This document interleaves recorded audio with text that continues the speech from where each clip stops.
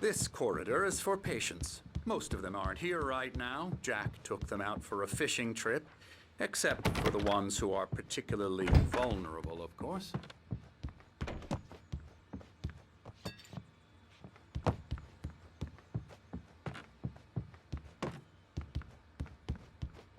I encourage creativity as a part of the recovery process here at Cauldron Lake Lodge. I specialize in treating artists. I bet you do. Splendid, Alan. I honestly believe we can get this thing under control if we work together. This way, Alan.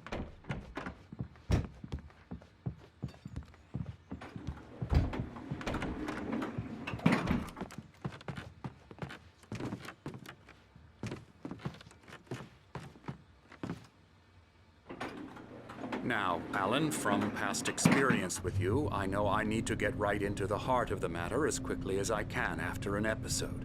So I'm just going to say this. Alice is dead. No.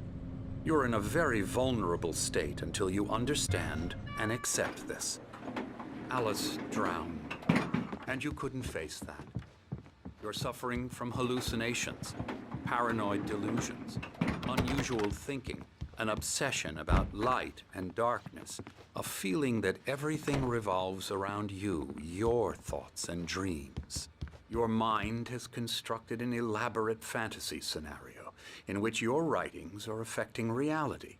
She has been kidnapped and supernatural forces of darkness are trying to stop you. We go this way, Alan. I wasn't ready for another shot, so I went along with it. He had to be lying. But under the influence of the drug he had given me, I had to fight not to believe his words. It's all in your head. You've been making it up. Apart from the tragic accident with your wife, no one has been killed.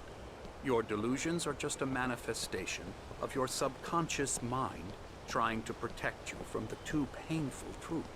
Unless we fight the fantasy, it will return. I know the instinct is to resist me, but think about it. Doesn't this make far more sense than the insane supernatural conspiracy you have concocted in your mind? You're a skeptic by nature, Alan. We both know this. Everything can be explained logically.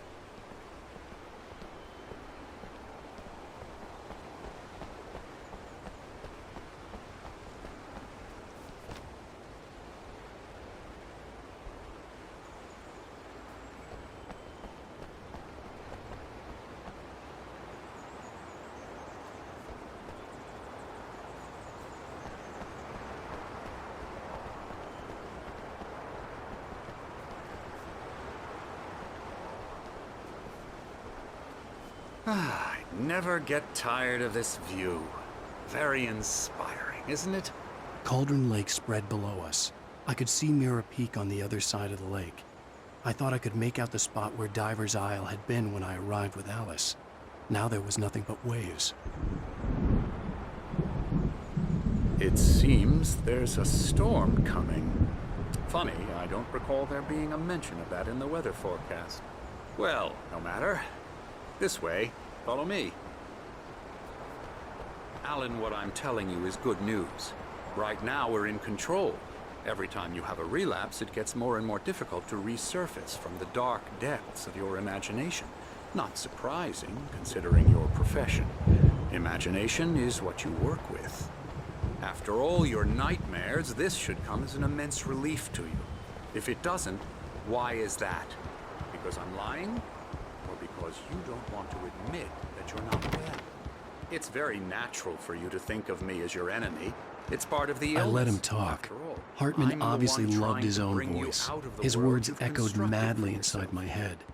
I dug my nails into the palms of my hands to stay focused. You need to work with me. Once you accept that, we can begin the journey towards your recovery. Come along. Let's go inside.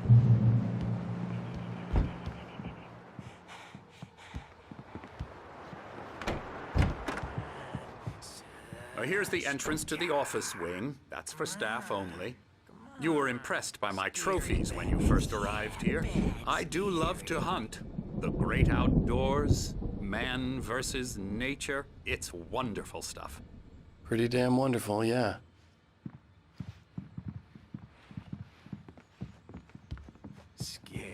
scary, scary.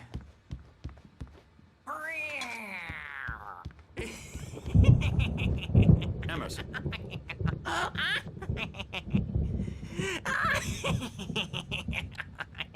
I'm a real bad dream, mister. You should be afraid of me. Don't want to run into me in the night, that's for sure. Please, Emerson. Mr. Wake is confused enough as it is. Yeah, you'd like me to go away so you won't be scared. But you can't just decide what kind of dream you have or when you have it. Emerson. Okay. Sorry. Boo. That's Emerson. We're actually making some progress with him, I'm happy to say. He works on Elbow video strike. games. Ooh, yeah. It's trash, of course, but it does I'll get involve him some to the head. small creative effort, which makes him receptive to my therapeutic methods. No kidding.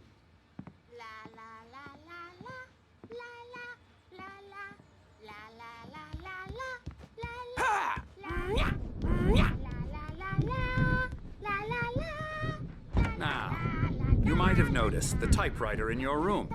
You've been writing as a part of the therapy. As soon as you feel up to it, you should continue.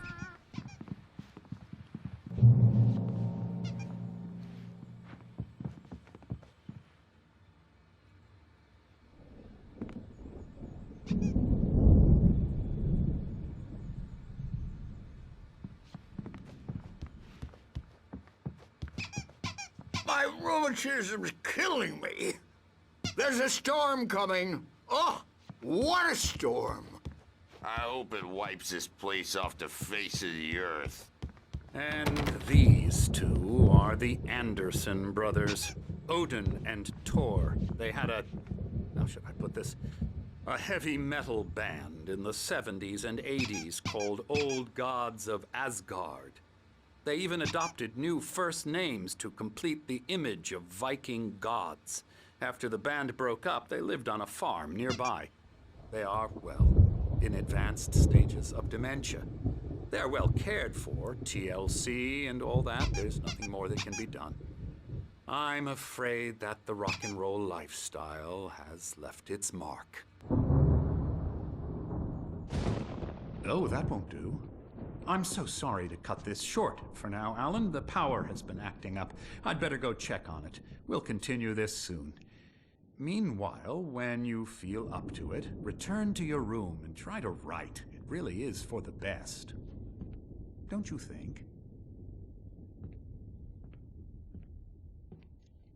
I'd like to bash his head in with a hammer. Oh, he'd love to fish out our secrets, but he has no clue.